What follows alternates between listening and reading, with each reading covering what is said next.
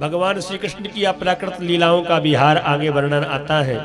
एक दिन प्रभु ने सोचा कि मेरा इतना बड़ा परिवार है, कहीं ऐसा ना हो कि हमारे जाने के बाद हमारे परिवार के लोग उच्छृंखल हो जाएं, उदंड हो जाएं।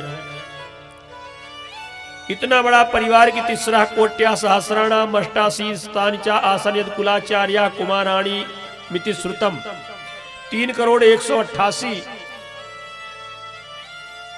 कहते जो मुकुटबद्ध जो राजकुमार थे इनकी संख्या, इतना बड़ा परिवार था।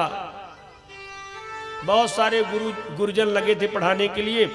प्रभु ने सोचा कि क्यों ना, देखिए इसलिए इतना बड़ा परिवार है कि प्रत्येक रानियों से 10-10 बेटा हुए, फिर उन 10-10 बेटों के भी 10-10 बेटा हुए, और फिर उन 10-10 बेटों के 10-10 बेटा हुए। इतना लंबा परिवार था।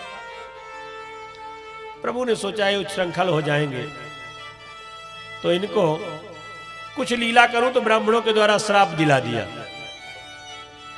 जामवंती के पुत्र सांब को एक दिन मित्रों ने, ए देवियों,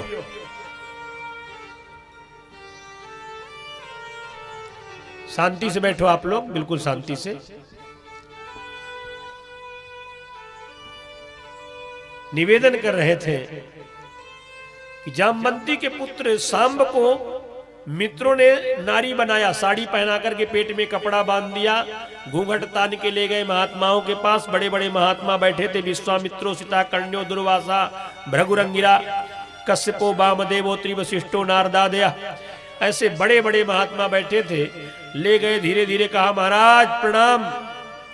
संतों ने आशीर्वाद दिया, कहा महाराज ये बहू है यदुवंशियों की, इनके पेट में कुछ है, तो आप ये बताइए ज्योतिष के द्वारा किसके बेटा होगा कि बेटी।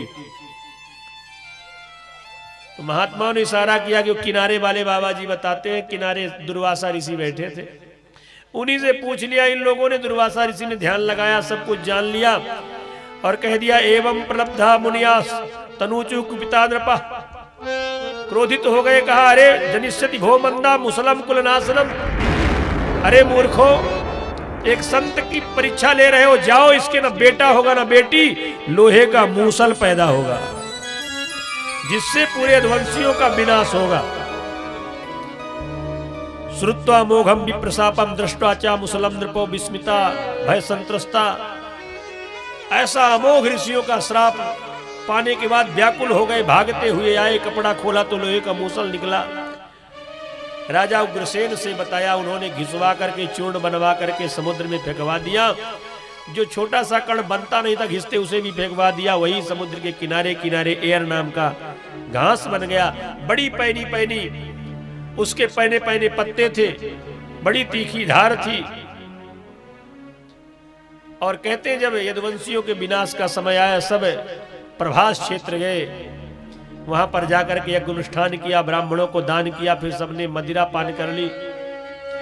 और मदिरा पान करने के बाद सब मतवाले हो गए, आपस में व्यंग्यात्मक बोलते बोलते तलवारें निकाल लिया, लड़ने लगे। श्री कृष्ण मना करने लगे तो उनसे भी लड़ने के लिए तैयार हो गए।